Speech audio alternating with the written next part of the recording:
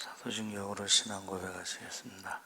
전능하사 천지를 만드신 하나님 아버지를 내가 믿사오며 그 외아들 우리 주 예수 그리스도를 믿사오니 이는 성령으로 잉태하사 동정녀 마리아에게 나시고 본디오 빌라도에게 고난을 받으사 십자가에 못 박혀 죽으시고 장사한 지 사흘 만에 죽은 자 가운데서 다시 살아나시며 하늘에 오르사 전능하신 하나님 우편에 앉아 계시다가 저희로서 산 자와 죽은 자를 심판하러 오시리라. 성령을 믿사오며 거룩한 공예와 성도가 서로 교통하는 것과 죄를 사하여 주시는 것과 몸이 다시 사는 것과 영원히 사는 것을 믿사옵나이다. 아멘. 찬송가 450장 찬송하시겠습니다.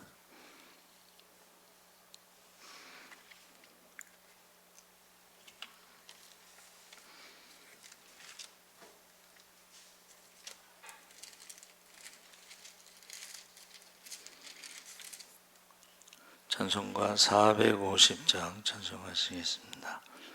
내 평생 소원 이것뿐 주의 일하다가 이 세상이 멸하는 날 주 앞에 가리라.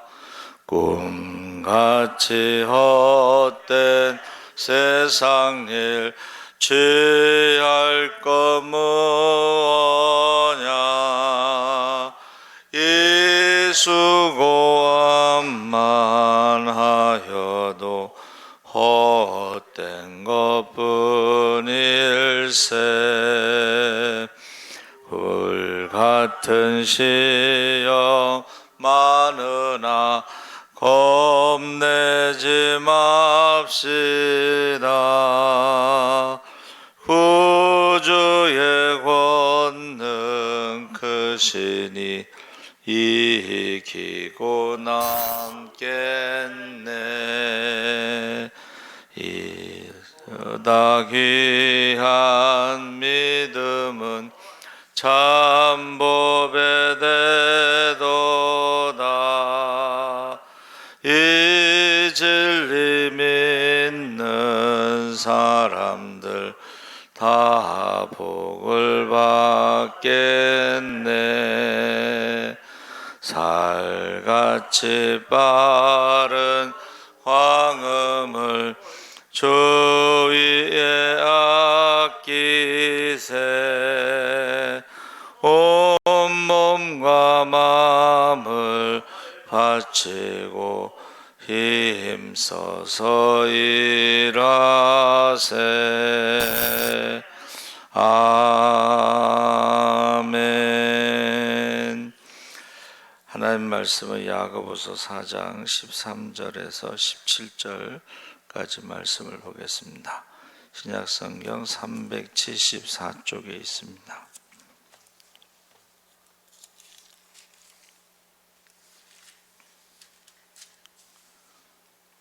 야고보서 4장 13절에서 17절까지 말씀을 다 같이 읽겠습니다.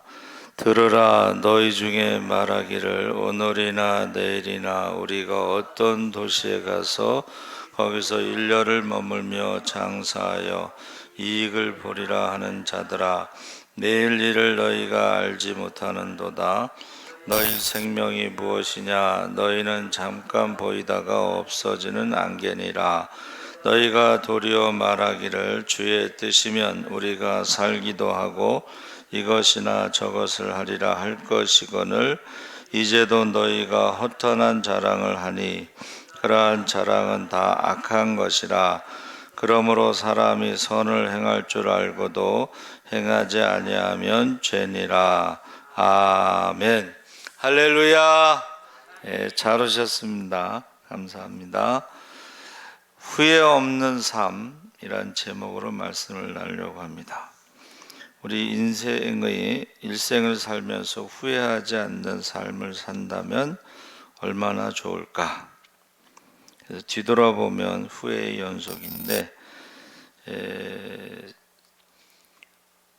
중국의 석학 이머당이요, 인생은 빨래터와 같다. 그리고 후회는 인생의 후렴이다. 후렴 아시죠? 모든 것에 반복되는. 근데 믿는 사람들은 그 후회하지 않고 살아가는 방법을 오늘 본문 말씀에 지금 말하고 있습니다. 그래서 본문에 약대의 상품을 싣고 먼 나라에 가서 장사하는 대상들 이야기인데, 이 무역이라는 게 일이 잘 되면 일확천금을 벌어오는 일이 있습니다. 근데 지금 달러가 너무 비싸져 가지고 지금 수출이 힘들다, 또 여러 가지 이야기가 있는데, 그 가운데도 좋은 소식도 있어요. 그 원전하고 폴란드의 그 무기 수출하는 게, 폴란드의 무기 수출이 다 하면 한 20조 정도 된다. 비행기하고 탱크. 원전도 이제 7조 정도 이집트에서 수주를 했는데, 계속해서 원전이 이제 수출될 것 같다. 그래서 사람들이 성공을 꿈을 꾸며 살아가지만 다 성공하는 것은 아닙니다. 그래서 이 거지 나사로처럼 육신의 실패자일 수 있어도 부자처럼 영원한 실패자가 돼서는 안 되죠. 그래서 이 시간에 영원히 후회하지 않는 생을 위하여 본문을 통해서 세 가지가 나오는데, 14절에 너희 생명이 무엇이뇨? 너는 잠깐 보이다가 없어지는 안개니라. 그래서 착각, 인간에 대해서, 인생에 대해서 착각하지 마라. 이 땅에서 영원히 살 것처럼 착각하지 마라. 그래서 성경에서는 인간의 그 인생의 허물을 풀이나 그림자나 꽃, 화살 등에 비유하고 있는데, 야고보는 안개에 비유하고 있어요. 여러분, 안개, 제가 이제 중고등학교 때 겨울방학 때, 여름방학 때 이제 새벽 기도를 가잖아요. 겨울인 것 같아요. 새벽 기도 마치고 이제 낙성대라는 곳까지 이제 운동을 가요. 이렇게 안개가 얼마나 짙은지 앞이 안 보여요. 그런데 그 안개가 해가 뜨면 금방 사라져 버려요. 저는 그게 참 신기하더라고요. 아침 안개가 아주 자욱하고 짙은데 해만 뜨면 사라지는 거예요. 그래서 인간에 대해서 지금 야고보는 잠깐 보이다가 사라질 수밖에 없는 존재다. 사람에 대해서 이게 정리를 잘해야지 된다는 거예요. 그런데 이제 불교는 유심론, 마음의 철학이거든요. 그래서 불교에서는 인간이 중심이고 우주의 중심이고 인간이 부처고 이런 식으로 인간에 대해서 굉장히 긍정적으로 말을 하죠. 그러면 하나님에 대한 어떤 생각이 없다는 거예요. 마음이니까, 철학이니까. 그리고 긍정적이잖아요. 그래서 성악설을 하고 성선설 했을 때에 아담을 처음 지으셨을 때는 하나님의 형상대로 성선설, 그러니까 하나님이 지으신 모든 것은 보시기에 좋았더라, 매우 좋았더라 해서 이게 선하다는 거예요. 음식도 부정한 음식 뭐 이런 게 아니고 음식도 다 선하다는 거죠. 그런데 이제 타락 이후에는 아담의 유전자가 이렇게 영향을 주기 때문에 태어날 때부터 인간이 악하다. 어려서부터 생각하는 것이 악하다. 그래서 노아의 때에 이제 그 죄악이 관영하다, 땅에 가득 찼다 이런 뜻이죠. 그것은 왜 그러냐면 하나님의 신이 떠나서 사람 아담이 생영 살아있는 영적인 존재였다가 영이 떠나고 나니까 육체가 됨이라. 육체라는 것은 이 바디 몸이 아니고 하나님을 대적하는, 죄를 짓는, 불순종하는. 그래서 우리 자녀들이 사춘기 때 보면은 막 이 애들이 막 반항하죠. 초등학교 한 남자애들은 5, 6학년이면 사춘기가 오나 봐요. 막 반항해요. 그래서 우리 큰애를 우리 집 사람이 한 5학년 때인가 이렇게 탁 때리려고 그랬더니 엄마 손을 탁 잡으면서 내가 언제까지 맞을 줄 아세요? 그러더라는 거예요. 이게 왜 그러냐면 인간이 육체가 됨이라. 육체가 됨이라. 그래서 지금 인간에 대해서 어떻게 생각하느냐에 따라서 크게 달라진다는 것입니다. 그래서 우리가 철저히 인간이 누구인가 무엇인가를 발견하는데, 그래서 하나님께서 우리에게 율법을 주신 거예요. 율법을 우리가 지킬 수가 없잖아요. 그러니까는 우리가 하나님 앞에 죄인이라는 걸 깨닫고 하나님의 은혜가 필요하다는 걸 깨닫고 회개하고 그러는 거죠. 자, 그래서 인간이 누구인가를 철저하게 생각해야지 후회하지 않는다. 잠시 있다 사라지는 안개다. 두 번째는 후회하지 않기 위해서는 자기 뜻을 내려놓아야 된다. 15절에 너희가 도리어 말하기를 주의 뜻이면 우리가 살기도 하고 이것저것을 하리라. 그래서 우리가 주의 뜻대로 우리가 내 뜻대로 마옵시고 아버지의 뜻대로 하옵소서 할 때에 후회하지 않는다는. 근데 대개 이제 우리 자녀들도 뭐라 그래요? 내가 알아서 할게요 이러잖아요. 알아서 하면 나중에 후회하잖아요. 부모님 말씀을 잘 들으면 자다가도 떡이 나온다고. 먼저 살아본 사람들이 이제 선생이라는 말이 먼저 선자에다가 날생자거든요. 그러니까 살아본 사람들의 이야기를 안 듣는 거예요. 그러니까 우리가 이 부모님 말씀을 잘 들어야지 자다가도 떡이 나온다고 사람들이요 알아서 할게요. 알아서 해갖고 그렇게 좋은 일이 많이 일어나지 않습니다. 그래서 우리가 보세요. 아브라함이 그 조카 롯의 그 이제 식솔들하고 이제 양떼가 많아지니까 이제 다투게 되잖아요. 물 때문에. 그러니까는 이제 아브라함이 야 이렇게 하면 안 되겠다. 우리 형제인데 싸우면 되겠냐? 친척인데. 그러면서 내가 어느 쪽을 택하면 나는 반대쪽을 택하다. 이렇게 좀 벌어지자. 거리를 두자. 그때 소돔과 고모라 성을 보더니 에덴 동산과 같더라. 왜냐하면 그곳에 물이 많았기 때문에. 그래서 이 양을 치는 사람들은 물이 중요하잖아요. 그래서 그곳을 택하잖아요. 그래서 아브라함은 이제 반대쪽을 택했죠. 그런데 나중에 보면 소돔과 고모라 성이 불로 심판받잖아요.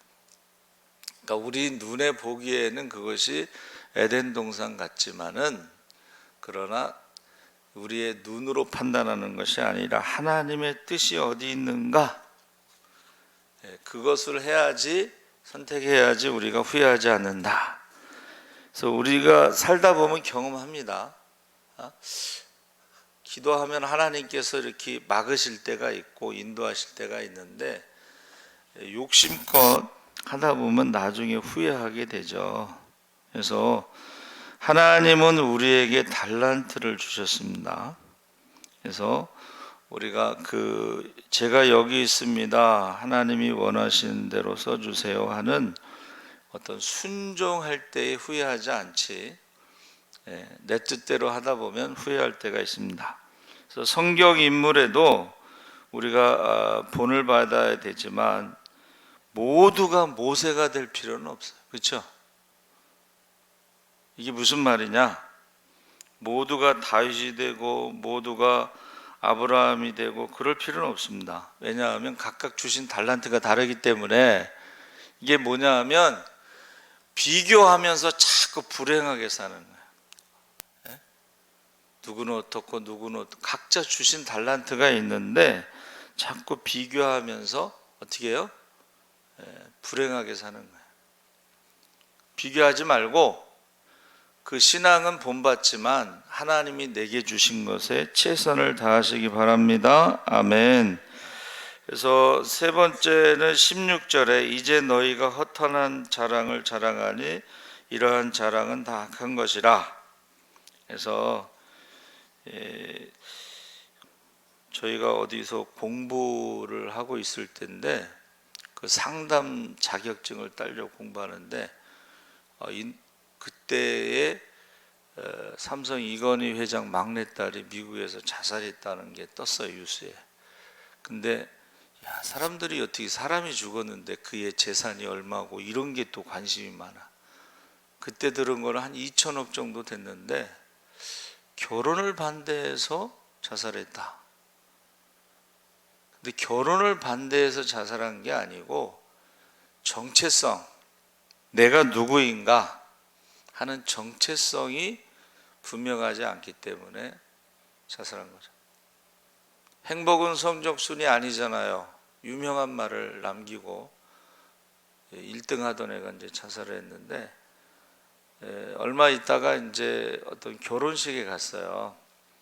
성균관 대학교 뭐 그 근처였는데 그 우리 청년 고등학교 국어 선생님인데 묘한 말을 하더라고. 행복은 결혼순이 아니에요. 성적순이 아니에요. 결혼순이 아니에요. 그래서 무슨 말인가 했더니 이제 교회에서 만난 오빠하고 이제 교제하다가 결혼을 했는데 오빠가 컴퓨터 회사를 차렸는데 부도가 난 거예요. 그래서 외국으로 도망갔어요. 그래서 행복은 결혼순이 아니에요 하고 말을 하더라는 거예요. 그래서 우리가 이 세상적인 것에 자랑하는 것은 악한 것이다, 허탄한 것이다, 그런 말을 하는 거죠. 그래서 사람의 생명이 그 소유에 넉넉한 데 있지 않다. 누가복음 12장 15절에. 그래서 우리가 허탄한 것, 세상에 그 영원하지 않은 것, 결혼이 꼭 자살을 결혼 반대한다 그래서 자살할 정도의 일은 아닌데 그 정체성이 내가 누구인가 그것이 없으니까 그랬다. 그래서 여러분 그 노벨상 탄 해밍웨이의 노인과 바다 아시죠? 그게 소설이 단편 소설이에요. 그 노인과 바다가 이제 노르웨이인가 뭐 그쪽 사람이잖아요. 근데 이제 어떻게 해요? 그 노인이 큰 참치, 다랑어 그거 한 마리를 잡아서 이제 좋다고 이제 그 작은 배니까 그냥 이렇게 잡은 상태로 이제 항구로 들어오는데 항구에 들어와 보니까 뼈만 남았어. 오는 사이에 다 다른 물고기들이 이제 뜯어먹은 거예요, 얘를. 그게 뭐라고요? 그게 인생이다. 그래서 노벨상을 받았어요. 인생에 대해서 잘 그 묘사를 했다. 근데 제가 그거를 보면서 우리 어르신들이 이제 연세가 드시면 곡기를 끊고 돌아가시는데 제가 보니까 뼈하고 살만 가죽만 남아. 어디 만질 데가 없어. 그게 인생이라는 거예요. 그러니까 이 허탄한 것을 자랑하고 그 욕심부리 이런 것들이 죄라는 거죠. 그래서 한국의 유명한 교회사 박용규 목사님이 뇌출혈로 쓰러져서 죽었어요. 그래서 천국에 갔다 왔는데 1987년 12월 19일 심장의 고동 소리가 멈추고 임종 예배를 드릴 때 그가 빛나는 두 천사의 인도를 받아 천국에 갔습니다.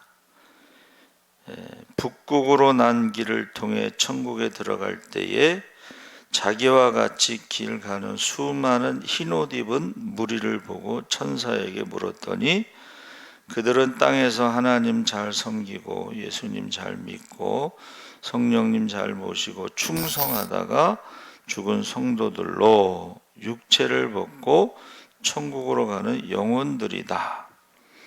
천국에 들어갔더니 예수님께서 땅의 사람 박용규 목사야, 먼 길 오느라 수고했다.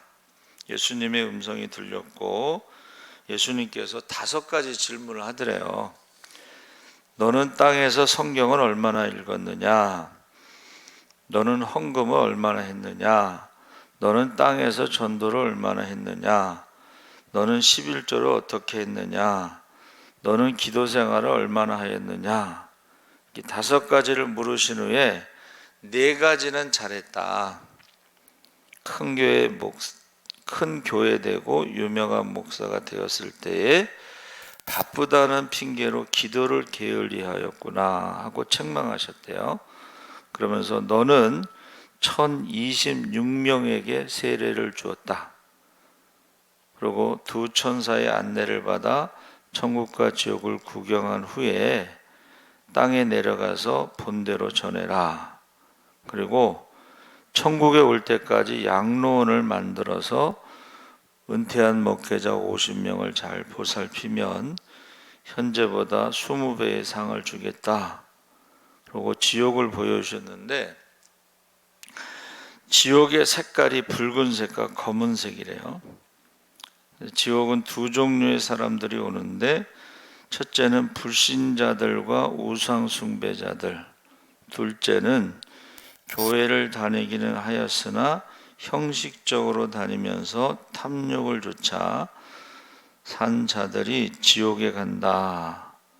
그래서 그 지옥의 유황 불못이 있는 마을이 수만 개가 되고 큰 것도 작은 것도 있는데 이곳에 온 영혼들은 땅에서 성경 말씀을 믿지 않고 교회와 교인들을 업신여기며 조롱하고 핍박하던 자들이며 세상의 부귀와 권세를 위해 신앙을 버리고 주의를 범하는 등 교회 안에서 분열과 분쟁을 조작하고 교회를 자기 세력을 행사하는 장소로 삼아 싸움을 일삼았던 자들이 온다. 그래서 그 다음에요, 박 목사, 저기 유황불 속에서 아우성 치며 고통당하는 영혼들 중에 아는 사람이 있는가 보라. 자세히 보았더니 한국 교회에서 이름 있던 많은 지도자와 성도들이 와 있었다는 거예요. 그들이 신사참배를 강요하고 교권과 명예를 위해 정상적인 신앙을 떠나 자기 유익을 구하고 교회와 총회에서 싸움과 분열을 일으켜 예수님의 몸된 교회를 찢고 부순 자들이다. 그들 마음속에 예수님이 계셨으면 그럴 수가 없는 것이다. 그리고 주님께서 천국을 보여주셨는데 땅에서 축복을 받고도 봉사와 전도에 인색하고 세상에 보물을 쌓아둔 자들의 집은 볼 것 없었고 지상에서 주를 위해 희생하며 충성하는 분들의 상이 얼마나 큰지 어느 곳에 갔더니 높은 빌딩 4채가 보이길래 저 빌딩들은 누구의 것입니까? 물어봤더니 가장 높은 빌딩은 미국의 전도왕 무디의 집이고 2번째 높은 집은 감리교회 창설자 웨슬레의 집이고 3번째는 이태리 성자 프랜시스의 집이고 4번째는 한국의 전도왕 최걸룡 목사의 집이다. 이렇게 말씀하시더래요. 최걸룡 목사님이요, 전도한 사람이 10,000명이 넘고 78개의 교회를 세웠고 하루에 2시간 자고 새벽부터 밤 10시까지 온 거리를 다니면서 전도하고 오직 주의 일에 몸바쳐 살았기 때문에 2000년 교회사에 4번째로 큰 집을 상으로 받는 영광을 누리었다고 천사가 말했다는 것이죠. 그래서 한국교회 신자 중에는 가장 큰 집에 사는 사람이 황해도 재령 동북교회를 건축한 정찬유 장로인데 자기 집보다 먼저 동양에서 제일 큰 재령 동부교회를 봉헌하였고 매년 3천 가마니의 쌀을 드렸고 수천의 교역자들의 생활비와 신학생의 학비를 은밀히 도왔고 교인들이 배척한 담임 목사를 65세 은퇴할 때까지 잘 모셨고 은퇴 후 10년 전에 배반 농장을 만들어 호수를 파고 정자를 만들어 은퇴 후에 그것에 모셨는데 한 달에 쌀 100가마니를 드렸다고 합니다. 제가 들은 거는 그 은퇴한 목사님이 중풍에 걸린 걸로 아는데 그 이야기는 없는 것 같아요. 그러니까 지금 여러분 희한하게 요새 그 천국과 지옥 간증의 교수님들이 그거를 경험하는 거예요. 교수님들이.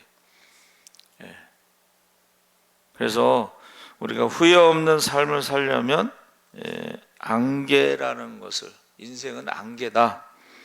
두 번째는 자기 고집, 내 뜻을 고집하지 말고 하나님의 뜻을 구하고, 세 번째는 허탄한 데 소망을 두지 말고 예수님만 자랑하고 예수님만 소망을 두라. 그러니까 지금 우리가 세상에 너무 이렇게 빠져서 사는 경우가 많잖아요. 그렇죠? 그렇게 하지 말라는 거예요. 후회한다는 거예요. 그래서 예수님께서도 내 뜻대로 마옵시고 아버지의 뜻대로 하옵소서 하는 그 기도가 후회가 없는 거죠. 살아계신 하나님 아버지 감사합니다. 우리가 살다 보면 인생의 후렴이 후회라고 그랬습니다.